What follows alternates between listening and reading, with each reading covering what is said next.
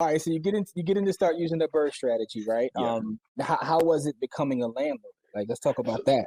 So it was interesting. My first property I bought was a single family, very simple, like most people do. They start with a single family home, and went through the rehab. Now, mind you, I was still working at the time, so I wasn't involved in the actual rehab part. So she was GC in the project for me, but I got to see like how that process played out, and then at the end to lease it up, and I was like, okay, I got a tenant.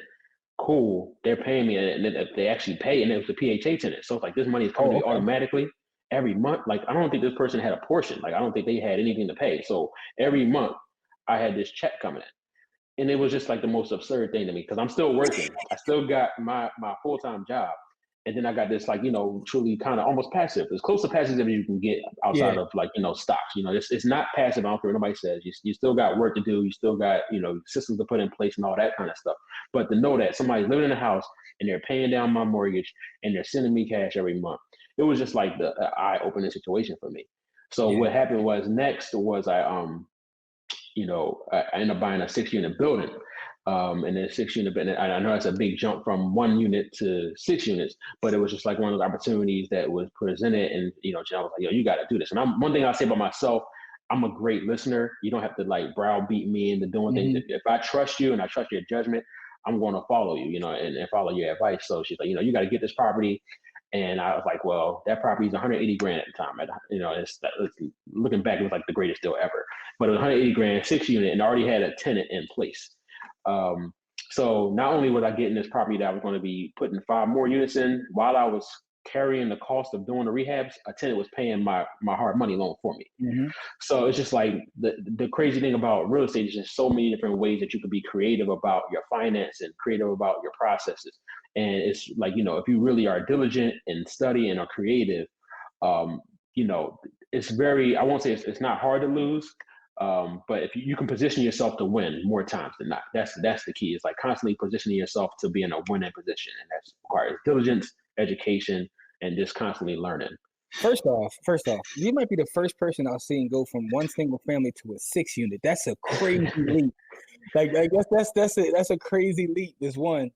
Yeah, Um, man.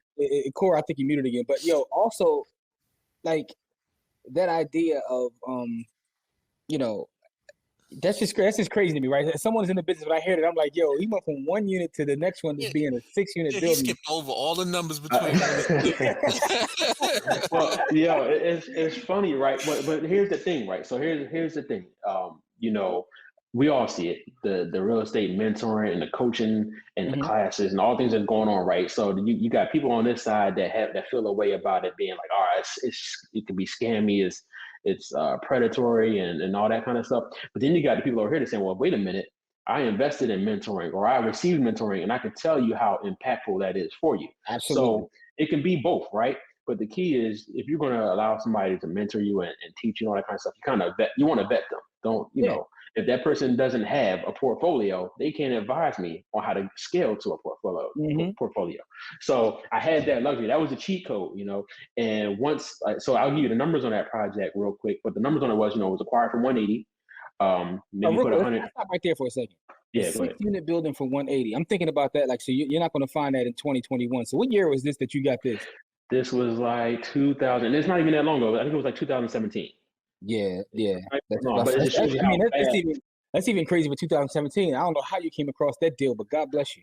Well, it actually was listed at 160, and it was such a good deal. I came in at 180 to make sure that I got it. Gotcha.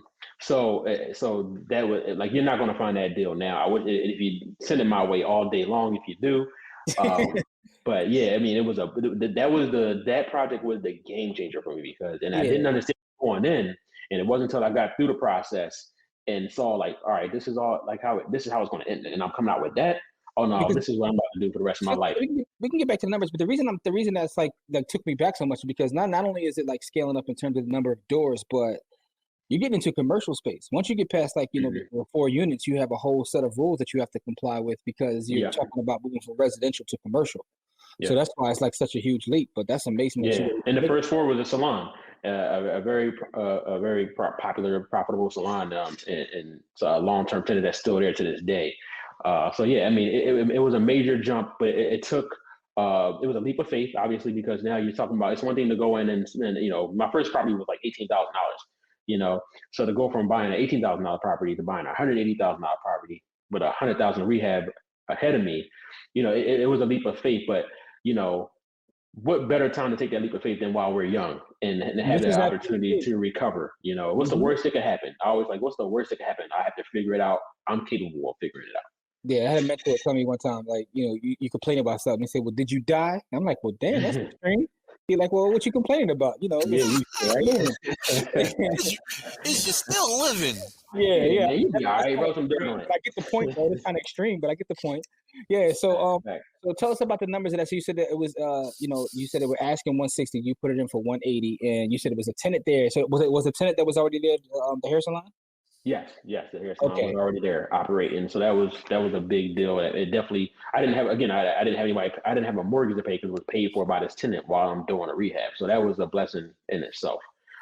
Now, was this listed on the multiple listing service, or like came off market? Yep, this came through MLS, and I had my aunt. My aunt was a real estate agent, so that was cool. She got to make a couple dollars off of the project too.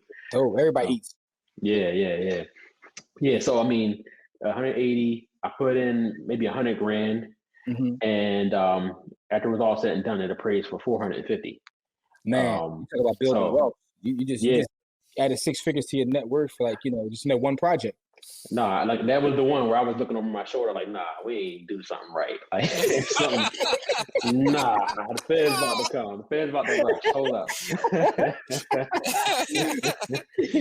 No, this is important. It's important to have this conversation for the folks that are listening and may have never tried this before, understand this before, that there are ways out there to really get to it, and you're doing good work because now you're providing a quality experience for your tenants. And so you're having an impact and making income at the same time, and it is possible to do. Yeah, for sure. And mind you, like I'm still working at this time. I'm still working my full-time job, clocking in, clocking out. And on this, when it was all said and done, and I refinanced and I pulled the cash out, I left work. I said, I'm going to lunch. I went to lunch and went to a closing and picked up $100,000 check. That's a nice lunch. Look, I was looking at everybody sideways when I got back to work. Like, what you talking to? You know what I mean? What you talking to? Watch your mouth, man.